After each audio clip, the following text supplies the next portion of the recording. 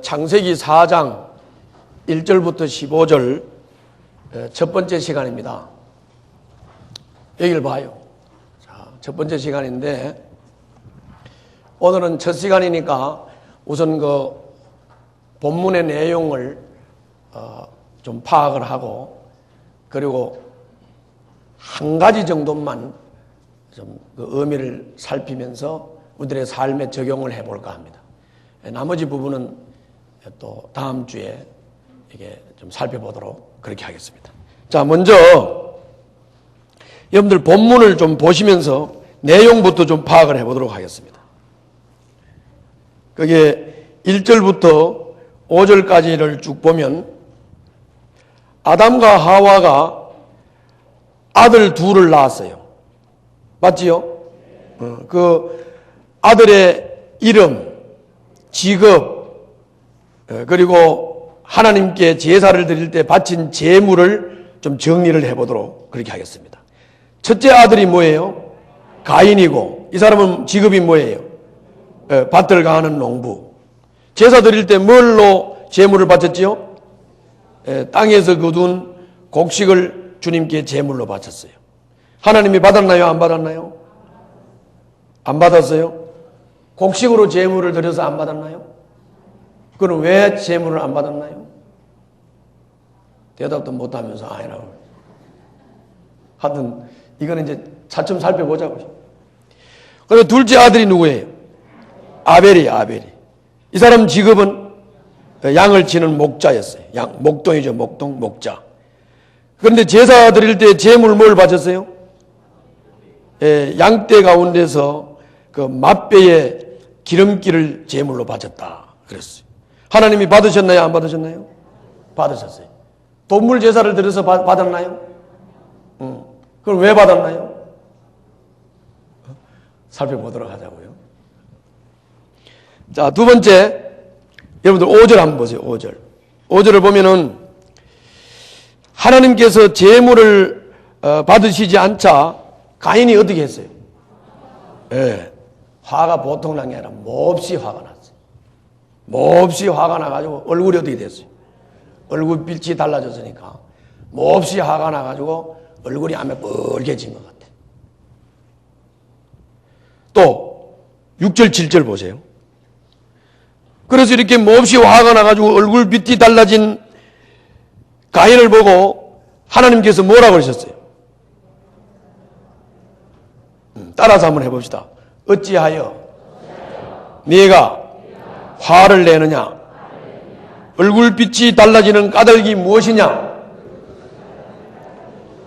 내가 올바른 일을 하였다면 어찌하여 얼굴빛이 달라지느냐? 고개를 잘 봐요. 내가 올바른 일을 하였다면 어찌하여 얼굴빛이 달라지느냐? 그러니까 사람이 올바른 일을 하면 얼굴빛이 달라질 이유가 없다는 거죠. 올바른 일을 못했을 때 얼굴빛이 달라진다는 말이에요. 그 의미를 잘 보시고 그 다음에 따라서 해봅시다. 네가 올바르지 못한 일을 하였으니 죄가 너의 문에 도사리고 앉아서 너를 지배하려고 한다. 너는 그 죄를 잘 다스려야 한다. 여기도 보면은 올바른 일을 하지를 못하면 죄가 틈을 타지요. 그래요, 안 그래요? 죄가 너의 문에 도사리고 앉아서 너를 뭐 하려고 한다? 죄가 너를 지배하려고 한다. 너는 그 죄를 어떻게? 잘 다스려야 한다. 죄가 뭐예요? 죄는 죄의 왕이 나요, 나. 누가 죄의 왕이라고? 내가 죄의 왕이에요. 내가 없으면, 나라고 하는 존재가 없으면 죄를 지어요, 안 지어요? 안 짓지요. 죄의 왕이 난데 내가 자유의지를, 하나님이 주신 자유의지를 바로 활용하고 바로 분별하고 하나님이 주신 자유의지를 가지고 하나님께 바른 순종을 하게 되면 올바른 일이 될 것이고 거기에는 죄가 틈타지 않을 것이고, 그죠? 죄가 틈타지 않을 것이고. 그러니까 뭐 화가 날 일도 없고 그렇게 되는 거죠. 그래서 우리는 죄를 잘 다스려야 한다. 죄를 잘 다스려야 한다. 이 말은, 자, 따라서 한번 해봅시다. 하나님께서 주신 자유의지를 잘 사용하고 바른 분별을 하고 바른 선택을 하고 자발적으로 하나님께 순종을 하면 뭐 죄가 틈탈 수 있어요, 없어요? 죄가 틈탈 수 없어요. 죄가 틈탈 수 없다고.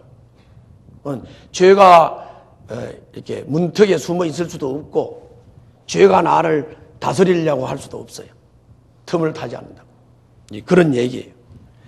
오늘은 이 얘기를 하려고 하는 게 아니고 본문 파악하려고 하는 게 이제 본문 슬쩍 한번 얘기해 본 거예요. 본론적으로 이제 다음 시간에 좀 깊이 좀 다루도록 그렇게 하겠습니다. 자, 8절을 보세요. 8절. 자, 8절을 보면 하나님이 이렇게 말씀을 하니까 가인이 어떤 반응을 보여요?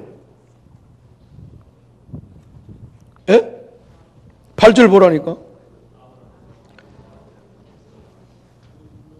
너가 이제 죄를 잘 다스려야 된다 그러고, 죄가 네 문에 도사리고 있다. 너를 다스리려고 한다. 이렇게 얘기를 하니까 이 가인이 뭐라고 그래요? 죄를 잘 다스리고 있나요? 죄를 잘 다스리는 것 같지 않고 아벨을 보고 어디로 나가자 그래요?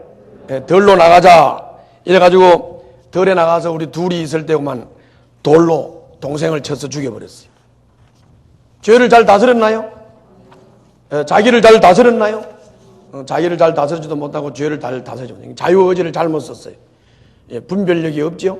선택을 잘못하고 어떤 자유의지를 주님께 순종하는 곳에 쓰지 않고 엉뚱한 데다가 그냥 써버리는 겁니다. 그런 결과가 나왔어요. 자, 9절부터 12절을 보세요. 보고 계시지요? 9절부터 12절. 그래서 이렇게 동생을 돌로 쳐 죽인 가인한테 하나님이 뭐라고 그랬어요? 그냥 뭐 몰라도 말 좀 해. 앉아가지고 용서지 말고 말을 해봐요. 보라고. 그게 9절부터 12절. 하나님이 가인한테 뭐라고 그랬어요? 너 아벨 어디 있냐? 그랬어요. 그랬더니 가인이 뭐라고 그래? 모릅니다. 제가 아우를 지키는 사람입니까? 이렇게. 그래서 주님이 뭐라고 그랬어요?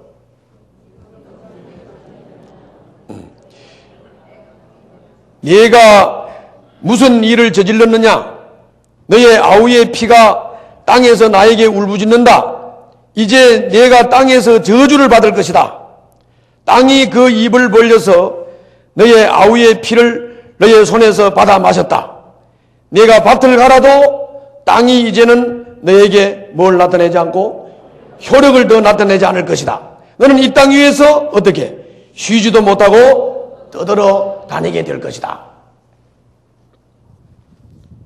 그랬더니 자 13절 14절에서 가인이 뭐라 그래요? 가인이 그제사 주님 앞에 이렇게 말을 하죠. 따라서 합시다. 이 형벌은 제가 짊어지기에 너무 무겁습니다. 오늘 이 땅에서 저를 쫓아내시니 하나님을 뵙지도 못하고 이 땅 위에서 쉬지도 못하고 떠돌아다니게 될 것입니다. 그렇게 되면 저를 만나는 사람마다 저를 죽이려고 할 것입니다. 요 흐름을 잘 보셔야 돼요. 저를 봐요. 요 흐름을 잘 보면 아주 신기해요. 아주 인간의 아주 그 심층 깊은 기질이 나오는 거거든요. 심층 깊은 기질이 뭐냐면은, 자, 동생을 들로 데리고 나가서 돌로 쳐서 죽였지요. 누가 죽였어요? 가인이 자기가 죽였다고. 그런데 이제 하나님이 가인을 보고 네 동생 어디 있냐? 그러니까 모르겠습니다. 내가 뭐 동생을 지키는 사람입니까? 이렇게 하다가 하나님이 네가 동생을 돌로 쳐 죽인 것을 지적을 하면서 그 피가 지금 땅이 바다에서 울부짖고 있다. 이렇게 하나님이 말씀을 하고 그리고는 네가 동생을 돌로 쳐서 이렇게 피를 흘려 죽였기 때문에 너는 이제는 저주를 받아가지고 이제는 땅에서 농사 짓는 것도 잘 안 될 거고 그리고 유리하고 방황하게 될 것이다. 이렇게 말을 하게 되니까 그제야 아유 그 죄가 너무 무겁습니다. 나는 이렇게 유리방황하다면 여러 사람이 나를 죽일 겁니다. 이러면서 이제 말하자면 덜컥 겁을 내는 모습이죠. 그럼 이게 사람의 아주 그 심정 깊은 부분에 어떤 부분이냐면은 사람은 자기가 뭘 잘못을 해놓고도 상대방이 조금 흘렁흘렁해 보이고 상대방이 좀 아무것도 아닌 것 같고 그래가지고 너 왜 이랬어? 그러면 큰 소리를 막 치면서 내가 언제 그랬어? 막 이러면서 그러죠? 그래 안 그래요? 그런데 그런 사람을 네가 그랬다는 것을 이실직고를 안 하겠어? 그리고 이놈을 딱 센 놈이 누가 하나 와가지고 멱살을 딱 잡고 저 지하실 같은 데 가가지고 급소 같은 데를 팍 찌르가면 무릎을 꿇리고 그냥 쪼인대를 몇 번 닦아면 형님 제가 잘못했습니다. 그래야 안 그래요? 그 원리가 그대로 나오잖아요. 지금 하나님을 아주 우습게 여기고 하나님이 지금 다 아시고 네가 동생을 어떻게 했냐 하는데도 뭐 내가 동생을 지키는 자입니까? 뭐 그들이 빵빵 치다가 하나님이 꽝 하고 때리니까 그제서 아이고 나 그거 감당할 수 없습니다. 얘기했대. 그런데 이렇게 가만히 보니까 사람이 힘이 있어요 없어요? 힘도 없는 게 자기보다가 좀 얕잡아 보이고 좀 깔 보이고 우스워 보이고 또는 점잖은 사람 이렇게 이런 사람한테는 까불지요. 게다가 상대방이 한 대 확 쥐박아 버리면 형님하고 무릎을 꿇고. 그래서 우리가 여기서 꼭 한 가지 좀 짚고 넘어가야 될 것은 자 우리 한번 따라서 봅시다. 까불지 말자. 뭐 하지 말자? 까불지 말자. 그리고 여러분들 주변에도 솔직히 까부는 사람이 있죠. 이 까부는 사람한테도 임자를 못 만나서 까부는 거예요. 그 임자 만나서 뒤지게 한 대 맞아봤어요. 그만 형님 하면서 따라. 전도도 이런 원리가 적용이 되는 겁니다. 말하자면 왜 목자가 전도를 하는데 그리고 성도가 대상자를 정해놓고 전도를 하는데 그 대상자가 말을 안 듣고 대상자가 목자를 막 이용해먹고 전도 대상자가 전도하는 사람을 막 이용해먹고 놀리고 이렇게 하는가? 왜 하는가? 그 아직 임자를 못 만나서 그래. 그런데 우리가 전도하는 사람이 그걸 또 지하실에 끌고 가가지고 좁힐 수는 없고, 그랬다 큰일 나 또. 말을 잘 알아들어야지. 그럴 때 전도자가, 그리고 목자나 목녀나 이 전도하는 전도자가 말하자면 따라해봐요. 영역이 있고, 기도가 강하고, 설득력이 있고, 섬김이 감동을 주고, 그럴 때 까불다가 꼬부라지는 거예요. 뭐라고? 사람은 누구나 다 까불어요. 뭐라고? 사람은 누구나 다 까불어요. 이 까부는 사람은 누구를 만나야 꼬부라진다고? 임자를 만나야 꼬부라지는 거예요. 여러분들이 VIP의 임자가 되시기를 바랍니다. 여러분들이 영역이 없고 섬김이 연약하고 감동을 주지 못하고 그리고 그 사람들에게 영적 지도력이, 영적 영향력이 없을 때 그럴 때 깔보는 거예요. 우습게 보는 거예요. 아시겠죠? 그런 거라. 영향력이 있어야 돼요. 그게 그냥 나오는 거 아니에요. 좀 이따 할게요. 좀 이따 말씀을 좀 더 드릴게요. 이건 지금 이거 하려고 하는 게 아니고 내려가다 한마디 한 거예요.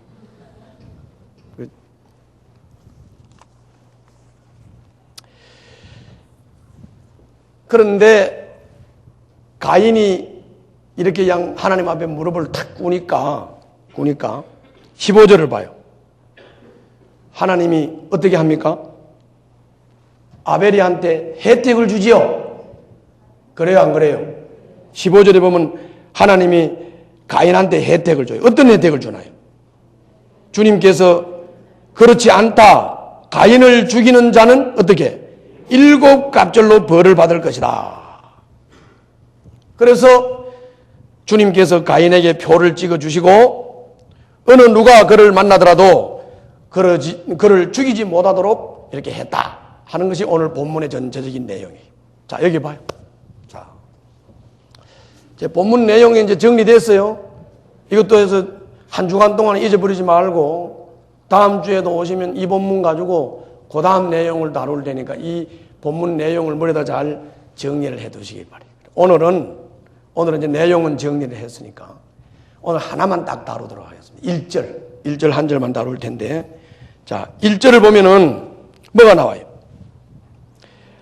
아담이 자기 아내 하와와 뭘 했어요? 동침을 하니 어떻게 했어요?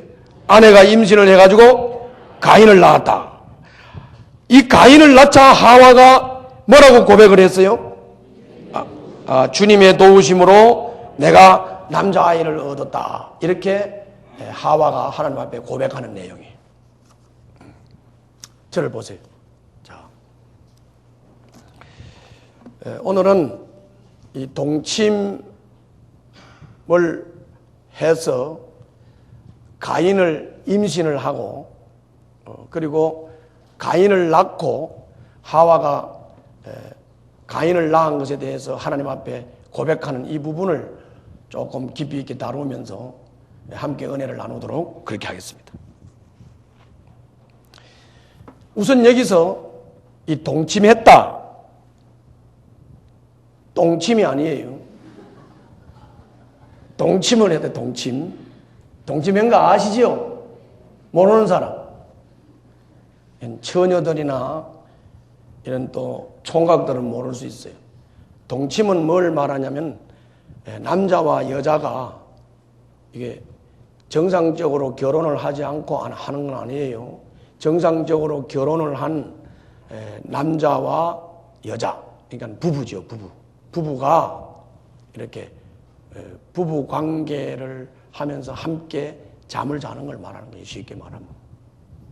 그런데 이 동침이라는 말을 이 히브리 말로 이렇게 원어를 이렇게 좀 살펴봤더니 이 동침이라는 말이 안다라는 말로 되어 있어요. 뭐라고? 안다라는 말로 되어 있어요. 여기 아주 중요한 거예요. 동침이라는 말이 뭐라고? 안다. 앉아서 그냥 넋을 잃고 앉아가지고 날씨가 더우니까 좀 힘들긴 하겠죠. 그렇지만 덥다고 넋을 잃고 하고 이러면 더 힘들어요. 그러니까 이렇게 기쁘게 가지고 심령을 기쁘게 가지고 얼굴을 밝게 하고 여기 쳐다봐요. 그래서 이게 저 의자 등에다가 이렇게 등을 대고 앉아서 잠을 청하지 말고 떼고 여기를 보세요. 못생겼지만 보세요. 자, 동침이 히브리 원어를 살피면 뜻이 뭐라고? 안다. 안다는 뜻이야. 안다. 헬라어를 봐도 동침은 안다라고 되어 있어요. 동침은 안다 이렇게 되어 있어요. 여기에 중요한 의미가 있죠. 무슨 의미입니까? 동침이 안다라고 하는 말은 우리가 안다는 말을 대부분 오해하죠. 안다는 말을 오해를 해요.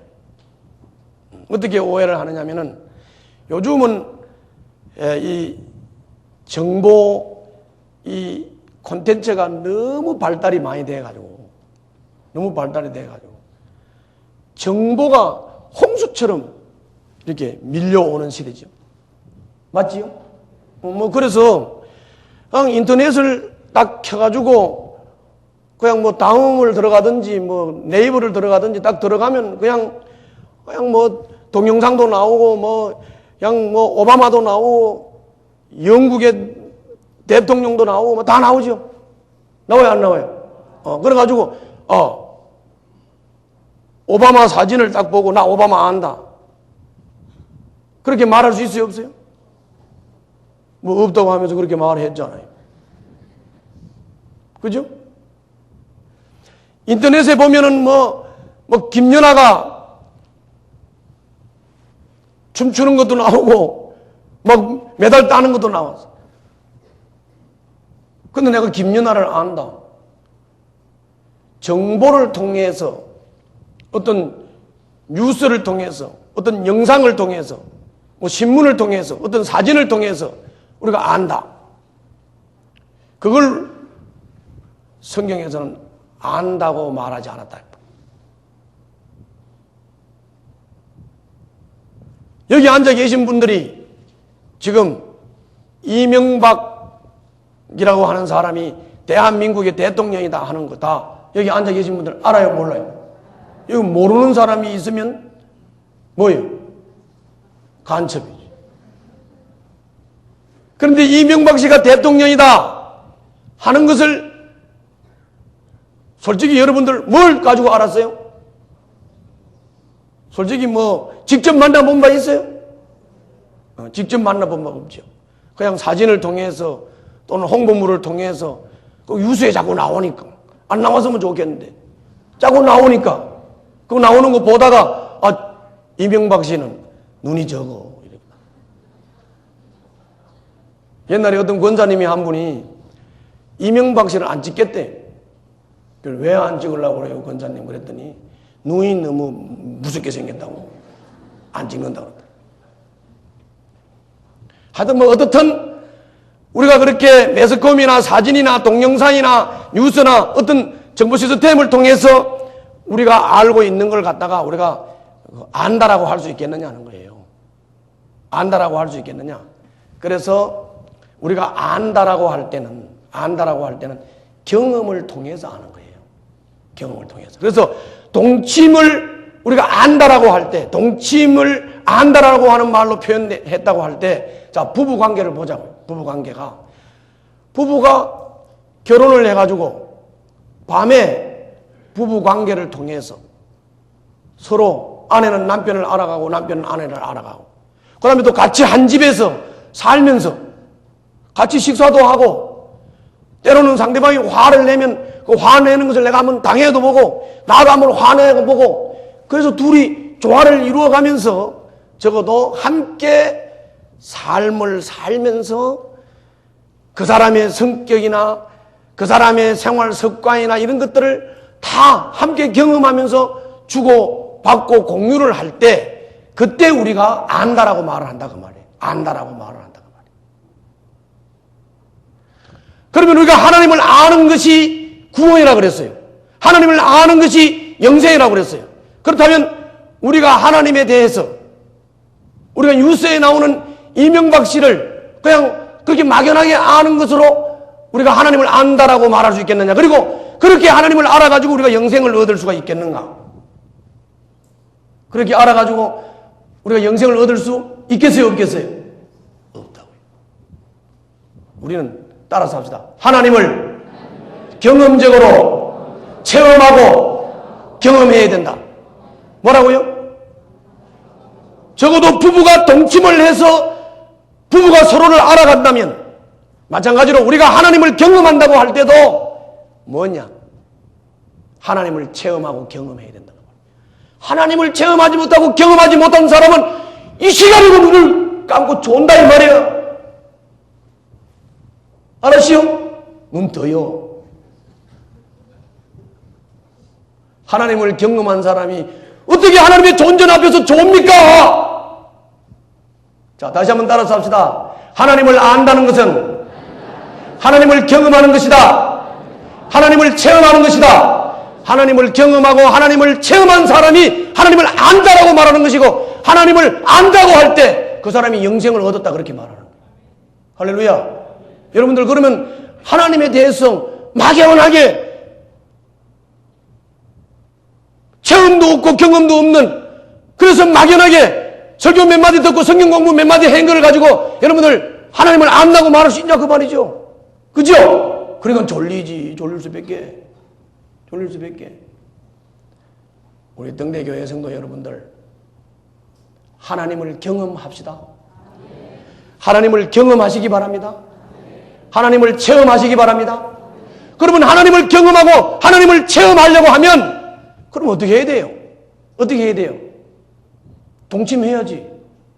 그렇죠? 동침을 해야지. 하나님과 동침하는 게 무엇이겠어요? 하나님과 함께 하는 시간이죠. 그렇죠? 그러면 하나님과 함께 하는 시간이 뭐예요? 기도예요. 기도. 뭐라고요? 기도라고. 기도라고. 그 다음 얘기를 좀 해보자고요. 하와가 가인을 낳았어요. 낳았어요? 안 낳았어요? 낳았어요. 하와가 가인을 낳았는데 가인을 낳아놓고 이렇게 말을 했어요. 따라서 합니다. 주님의 도우심으로 내가 남자아이를 얻었다. 누구의 도움으로? 주님의 도움으로 내가 남자아이를 얻었다. 이렇게 하와가 가인을 낳고 고백을 했어요. 이것도 중요한 거지요. 자, 봐요. 하나님이 아담과 하와가 선악과를 범하자 아담과 하와에게 하나님이 선언한 게 무엇이죠? 너는 흙이니 흙으로 돌아가라. 다시 말하면 죽음을 선언한 거예요. 아담과 하와는 선악과를 범함으로 인해서 흙으로 돌아갈 수밖에 없는 존재, 죽을 수밖에 없는 존재가 된 거예요. 죽음을 선언한 것이에요. 하나님이. 눈 떠라니까 저 어디 눈 떠. 왜 자꾸 눈 감고 앉아서 그래? 나는 눈 감고 있는 사람은 못 봐. 그냥 막 내려가서 뽑고 싶어. 막 그냥. 이거 봐요. 진짜 뽑겠어. 그래서 막 속 상한다고 말이에요. 나는 어렵게 설교하는데 왜 이렇게 졸고 그래. 자, 이거 봐요. 아담과 하와가 선악과를 범했을 때 너는 흙이기 때문에 흙으로 돌아가야 한다라고 하는 죽음을 선언한 우리 하나님께서, 죽음을 선언한 하나님께서 그 하나님의 선언을 들은 우리는 이제 죽을 수밖에 없는 것, 이제는 끝난 거예요. 이제는 우리 죽을 존재예요. 죽을 수밖에 없는 존재. 이제는 존재가 없어져 버린 거예요. 그런 우리 인간들에게 하나님께서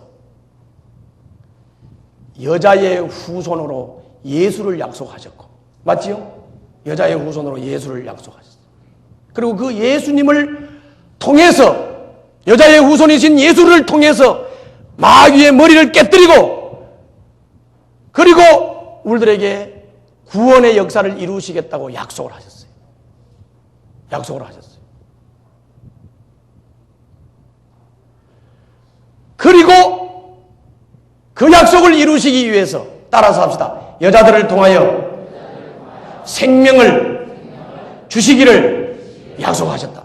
그래서 여자를 통해서 생명을 주시기로 약속을 하셨는데, 여자를 통해서 생명을 주시기로 약속한 그 생명이 곧 내 자녀인데, 그게 결국은 이미 나는 하나님으로부터 흙으로 돌아갈 수밖에 없는 존재로 죽음을 선언받은 사람인데, 그렇죠? 그런데 죽음을 선언받은 사람인데, 그런데 내가 부부를 통해서 자녀를 낳는다고 하는 것은 그건 곧 누구 생명이라고? 그건 곧 내 생명이라고. 할렐루야. 하나님이 죽음을 선언받은 나에게 자녀를 주심으로써 내 생명을 연장하는 중요한 의미를 주신 거예요. 그렇기 때문에 내가 자녀를 사랑하고 자녀를 아끼고 자녀를 위해서는 뭐든지 할 수 있는 것, 그거는 가르쳐서 되는 게 아니라고 그랬잖아요. 그건 가르쳐서 되는 게 아니야. 자연적인 거예요. 자연적인 거. 할렐루야. 여러분들 공부 많이 했다고 부모가 자식 사랑하는 거 아니고, 그냥 부모는 자기 생명이기 때문에 자녀를 사랑하는 거예요. 할렐루야. 그렇죠? 그런 거라고요. 그런 거라고. 그런데 그 생명을 따라서 합시다. 하나님이 도와주셔야, 그 생명이 누가 도와주셔야? 하나님이 도와주셔야 그 생명이 잉태된다고 하는 사실입니다. 그것뿐만이 아니에요.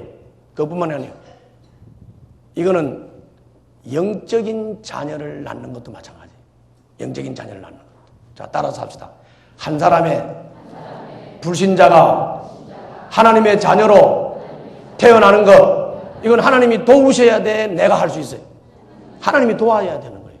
영적인 자녀를 낳는 것도 하나님의 도우심이 필요하고, 육적인 자녀를 낳는 것도 하나님이 태를 열고 하나님이 도와주셔야 육적인 자녀도 영적인 자녀도 얻을 수 있는 거예요. 생명은 하나님 손에 있는 거예요. 할렐루야. 그러면 자, 여러분들 하나님의 도움을 받아야 되겠어요? 안 받아야 되겠어요? 하나님의 도움을 받아야 자녀를 낳고 이 자녀가 훌륭하게 자라고 이 자녀가 하나님 나라를 위해서, 인류 역사를 위해서 귀한 일을 하는 자녀가 되겠죠. 그렇죠. 하나님이 도와주셔야 돼요. 우리가 수없이 많은 예수 믿지 않는 우리 주변에 관계하고 있는 사람들을 우리가 관계를 해서 예수를 믿도록 하고 예수님을 깨우쳐주고 하나님을 깨우쳐줘서 예수를 믿고 구원을 받아서 하나님의 자녀로 태어나게 하는 것, 이거 당연히 우리가 해야 될 일이에요. 그러나 이것이 우리의 노력으로 되는 일이 아니라 누구의 도우심으로? 하나님의 도움으로. 하나님의 도움으로 된다. 자, 그러면 하나님의 도움을 받으려면 어떻게 해야 돼요? 하나님의 도움을 받으려면 기도를 해야 되죠. 뭐라고요? 기도를 해야 돼요. 자, 그럼 이제 두 가지를 같이 묻겠습니다. 자, 우리가 하나님을 경험하기 위해서는 어떻게 해야 돼요? 동침을 해야 되죠. 그렇죠? 자, 하나님을 경험하려면 어떻게 해야 돼요? 동침을 해야 돼요. 동침이 곧 뭐예요? 기도예요. 주님과 함께 하는 시간이에요. 주님과 함께 하는 시간. 주님과 함께 하는 시간이에요. 우리는 육적인 생명을 낳아서 기르고 양육하는 문제도, 영적인 자녀를 낳아서 키우고 양육하는 문제도 우리가 우리 힘으로 됩니까? 하나님의 도우심으로 됩니까? 하나님의 도우심으로 됩니다. 그러면 하나님의 도우심을 받으려면 그냥 됩니까? 아니면 기도를 해야 되는 겁니까? 기도를 해야 되는 거죠. 그래서 졸아서는 안 돼. 졸아서는 안 된다고. 뭘 해야 하나님의 도움을 받는다고요? 기도를 해야 도움을 받아. 기도를 해요. 날씨가 더우니까 졸리기도 하지요. 그렇지만은 그게 그렇게 정당화되는 건 아니에요. 정당화되는 건 아니고 눈 떠요. 이것도. 자, 다시 한번 따라서 합시다. 따라서 합시다. 하나님을 경험하려면 하나님과 동침을 해야 된다. 하나님의 도우심을 받으려면 뭐 해야 돼요? 기도해야 돼요. 주님과 동침하고 주님과 함께하고 기도를 해야 되는 거예요. 기도해요. 우리 등대교회 성도들이 기도를 통해서 하나님과 동침하면서 하나님의 도움을 받고 하나님을 아는 성도들이 되시기를 주님 이름으로 축원합니다. 그래서 제가 오늘은 기도 얘기를 하고 마치도록 하겠습니다. 기도는 습관이에요. 습관. 뭐라고요? 기도는 습관이에요. 믿음이 어린 분들이 기도 습관을 가지기라는 게 사실 쉽지 않습니다. 여러분들은 이제까지 사회에서 기도가 뭔지도 모르고 그냥 이렇게 막 살던 사람이 금방 내가 예수를 믿고 교회 와서 예배 드리고 뭐 목장에 나가고 뭐 신앙생활을 한다고 해서 그 기도가 금방 그렇게 되는 것은 아니에요. 그 기도가 그렇게 쉬운 게 아닌데 예수님을 믿고 거듭나서 하나님의 자녀가 된 사람이 가장 기본적으로 하나님을 알아가고 그리고 하나님의 도우심을 받는 삶을 사는데 가장 기본적인 것이 기도라고요. 기도라고요. 그러니까 중요해요, 안 해요? 중요한데 그게 기도가 수월하게 그렇게 막 되는 게 아니란 말이에요. 잘 안 된다고요. 그 안 되는 기도를 하게 하기 위해서는 이거는 습관 훈련을 해야 된다 그 말이에요. 뭐라고요? 습관 훈련. 그리고 초보자가 기도 습관을 가지는 데는 가장 중요한 게 따라서 한번 해봅시다. 소리를 내서 통성으로 기도해야 한다. 뭐라고요? 소리를 내서 통성으로 기도해야 되는데 소리를 내서 통성으로 기도할 때 혼자서 가능해요, 안 해요? 혼자서는 불가능하죠. 혼자서 통성으로 기도하면 미쳤다고 그러지요. 그것도 기도가 이게 신앙생활이 노련해가지고 자기 혼자서 산에 가가지고 소리 지르면서 통성으로 기도할 수 있는 그런 것도 아니라면 여러분들 혼자서 통성 기도가 쉽지 않아요. 그렇기 때문에 초보자들은 기도 습관을 키우는 것이 통성 기도이기 때문에 우리 모이는 장소로 이렇게 집회 장소, 모이는 장소, 성경 공부 장소, 그룹으로 모이는 장소에 모여서 통성으로 기도하면서 우선 이 기도 습관을 길러야 될 줄로 믿습니다. 자꾸 모임에 빠지고 목장에 빠지고 이래가지고는 기도 습관을 키울 수 없어요. 특히 우리 목자 목녀들은 목자 목녀 서약을 할 때 매주 4번 매일 20분씩 성도들 이름을 하나하나 들어가면서 기도하겠다 이렇게 서약을 했지요. 나는 여러분들이 꼭 그렇게 할 줄 믿습니다. 안 한다면 왜 아멘 소리가 서너 명밖에 안 한다면 우선 그 습관부터 키우세요. 그 습관부터 따라해봐요. 하루에 20분 매일 목원들 이름 들어가며 VIP들 이름 들어가며 그걸 계속 그거를 습관적으로 기도를 하셔야 돼요. 기도하셔야 돼요. 그거 하기 위해서 서약을 한 거 아닙니까? 그걸 습관적으로 하셔야 돼요. 그건 의도적으로 해야 돼요. 우리 목자 목녀님들은 기도 없이 영혼 구원이 될 것이고 기도 없이 목회가 될 것이라고 하는 생각은 그건 강도 같은 생각이에요. 자, 따라해봐요. 목자나 목녀는 기도 없이 목회가 되고 기도 없이 영혼 구원이 된다고 생각을 하면 이거 뭐라고요? 그 강도예요, 강도. 어떻게 기도 없이 그런 것이 이루어집니까? 그렇기 때문에 기도는 반드시 습관을 가지고 매주마다 4일 동안 이름 들어가면서 기도하겠다고 해서 그걸 습관적으로 기도 훈련을 하셔야 될 줄로 믿습니다. 그 반드시 하셔야 돼요. 반드시 하셔야 되는 거예요. 이런 말을 하는 사람이 있죠. 마음이 있는데 기도가 안 된다. 뭐라고? 그걸 어디서 저 마태복음에서 빼왔어. 마음은 원이로되 육신이 약하다 이러면서. 마음이 있는데 기도가 안 된다. 마음은 있는데 기도가 안 된다. 그렇기 때문에 혼자는 안 된다니까요. 혼자는 안 돼요. 그렇기 때문에 혼자서 초보자가 기도를 한다는 거. 그리고 또 믿으니 노련하다고 하더라도 혼자서 기도하는 게 쉽지 않아요. 쉽지 않다고요. 그렇기 때문에 기도 모임에 나오세요. 어디라고요? 첫 번째 여러분들이 가기 쉬운 기도 모임이 목장 모임입니다. 목장 모임. 그 목장 모임에 가셔야 되고 목장 모임에서는 목자 목녀들은 의도적으로 삶을 나눌 때 나온 기도 제목들과 문제들 그리고 또 전도 대상자들 이름 하나하나 들어가면서 목장의 나눔이 끝나고 나면 이 목자가 기도 훈련을 하셔야 돼요. 기도할 데가 어디 있어요? 거기밖에 기도할 데가 없어요. 반드시 거기 돼야 돼요. 그리고 좀 확대를 한다면 월말 월초 기도성회 여러분들 좀 나오세요.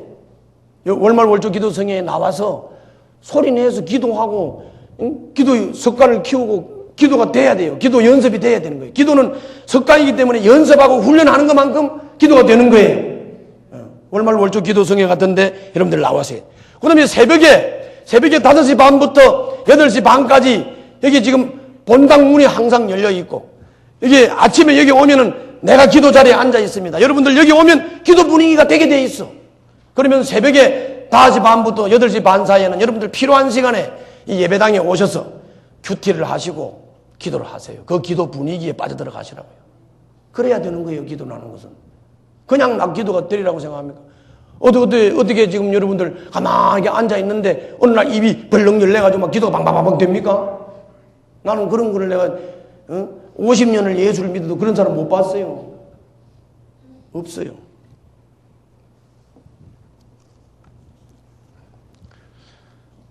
교회가 멀어서 새벽에 못 나오시겠다면 적어도 가까운 지역에 있는 목자들끼리, 목녀들끼리, 목원들과 좀 서로 이렇게 손을 맞춰서 그 지역에서 모여가지고도 기도 모임을 하세요. 기도는 그거밖에 없어요. 기도는. 우선 깊은 기도는 일단 제쳐놓고라도 우리가 기본적인 기도가 돼야 되지 않겠어요? 기본적인 기도 습관이 돼야 되지 않겠어요?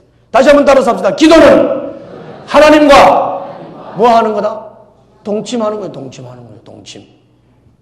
하나님과 동침을 해야 하나님을 알 거 아닙니까? 그렇지요? 그래서 하나님을 경험하고 체험하는 거예요. 우리 가정교회의 핵심이 뭡니까? 하나님을 목장에서 경험하고 체험해야 되는 거예요. 그러니까 기도가 없는데 어떻게 하나님을 경험하고 체험을 하냐가 말이에요. 여러분, 기도를 통해서 하나님을 경험하고 체험하시기를 바랍니다. 여러분들은 하나님의 도우심을 통해서 여러분들의 삶을 또 그리고 여러분들의 영적인 자녀를 낳아야 되고 길러야 되는 겁니다. 그렇다면 하나님의 도우심을 받으려면 뭘 해야 돼요? 기도를 해야 되는 거예요. 주님과 동침해야 되는 거예요. 기도를 해야 되는 것이에요. 기도를 해야 되는 거예요.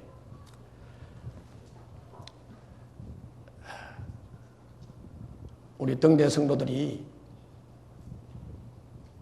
막연하게 신앙생활의 연존만 자꾸 길러갈 것이 아니라 이제는 스스로 기도 습관을 만들어가면서 의도적으로 기도 모이는 장소에 나가고 목장은 모이면 반드시 기도 모임을 하고 그리고 기도 모임의 자리에 나가서 기도를 훈련하고 배우고 그래서 적어도 주님과 동침하고 하나님을 경험하고 하나님을 체험하고 하나님의 도우심을 삶 속에서 경험함으로써 하나님을 알아서 하나님을 알므로 말미암아 하나님께서 주시는 그 복되고 아름다운 영생의 삶을 누리고 소망하는 여러분들 되시기를 주님의 이름으로 축원합니다. 기도하겠습니다.